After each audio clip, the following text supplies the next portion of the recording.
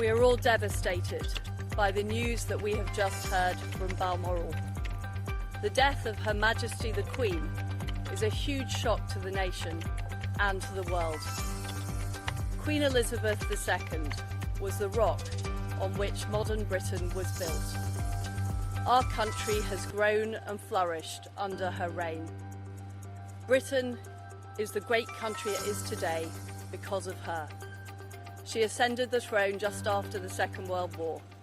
She championed the development of the Commonwealth from a small group of 7 countries to a family of 56 nations, spanning every continent of the world. We are now a modern, thriving, dynamic nation. Through thick and thin, Queen Elizabeth II provided us with the stability and the strength that we needed. She was the very spirit of Great Britain, and that spirit will endure. She has been our longest ever reigning monarch. It's an extraordinary achievement to have presided with such dignity and grace for 70 years. Her life of service stretched beyond most of our living memories. In return, she was loved and admired by the people in the United Kingdom and all around the world. She has been a personal inspiration to me and to many Britons. Her devotion to duty is an example to us all. Earlier this week, at 96, she remained determined to carry out her duties as she appointed me as her 15th Prime Minister. Throughout her life, she's visited more than 100 countries, and she has touched the lives of millions around the world. In the difficult days ahead, we will come together with our friends across the United Kingdom, the Commonwealth and the world to celebrate her extraordinary lifetime of service. It is a day of great loss, but Queen Elizabeth II leaves a great legacy. Today the crown passes, as it has done for more than 1,000 years, to our new monarch, our new head of state, His Majesty King Charles III. With the King's family, we mourn the loss of his mother, and as we mourn, we must come together as a people to support him, to help him bear the awesome responsibility that he now carries for us all. We offer him our loyalty and devotion, just as his mother devoted so much to so many for so long. And with the passing of the second Elizabethan age, we usher in a new era in the magnificent history of our great country, exactly as Her Majesty would have wished, by saying the words, "God save the King."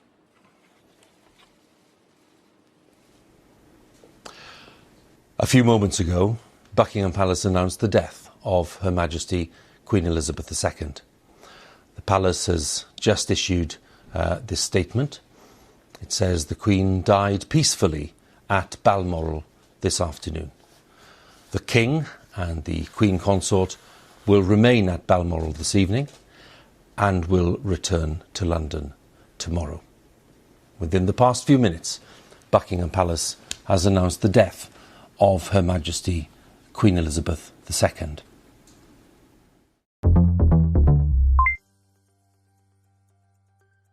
My darling Mamma, as you begin your last great journey to join my dear late Papa, I want simply to say this. Thank you. Thank you for your love and devotion to our family and to the family of nations you have served so diligently all these years. May flights of angels sing thee to thy rest.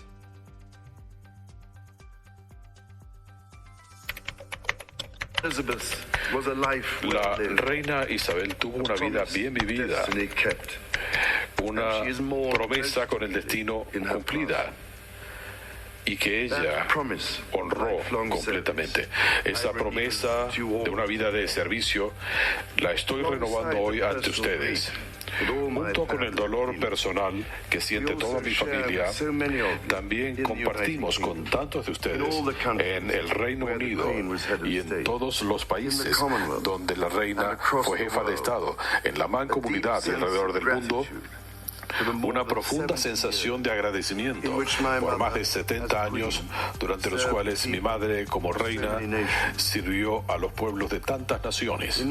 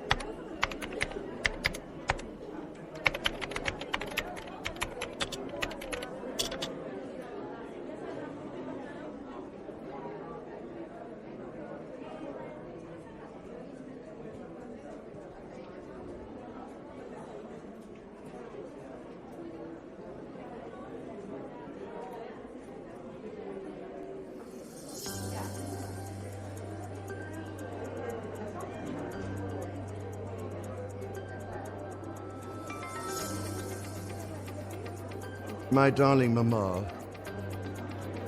as you begin your last great journey to join my dear late Papa, I want simply to say this. Thank you. Thank you for your love and devotion to our family and to the family of nations you have served so diligently all these years. May flights of angels sing thee to thy rest.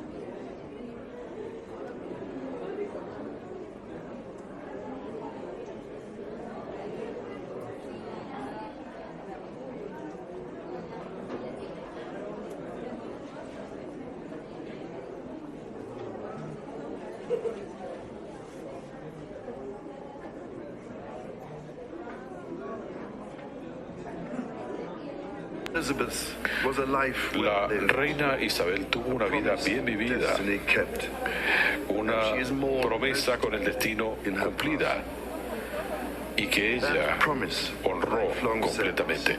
Esa promesa de una vida de servicio la estoy renovando hoy ante ustedes.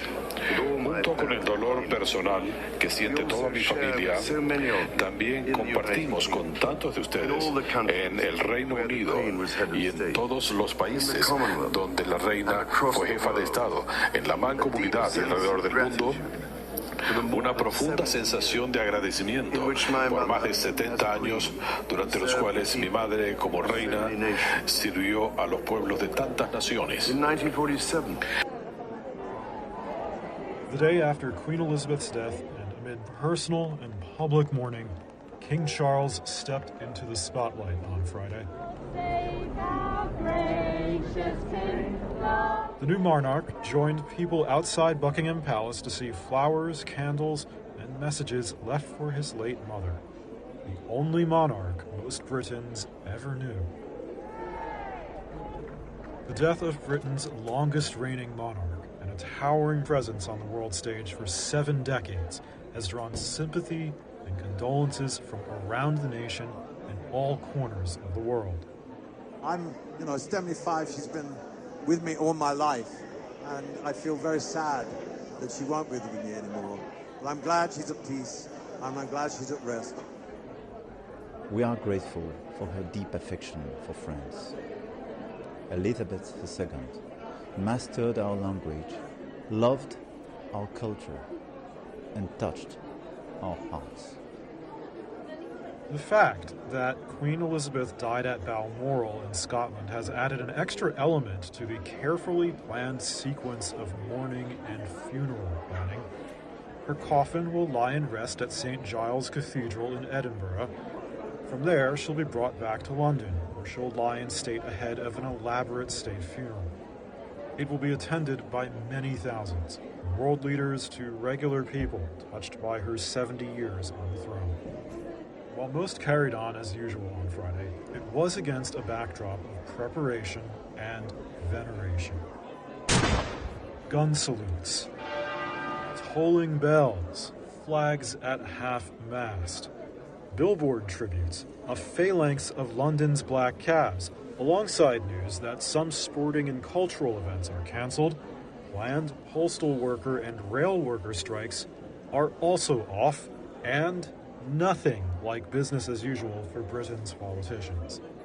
A first meeting between the new king and the new prime minister was top of the political schedule for Britain's new head of state and Liz Truss.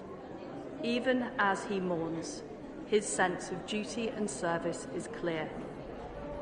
For the royal family, for her, then, private grief will be mixed with heavy public duty.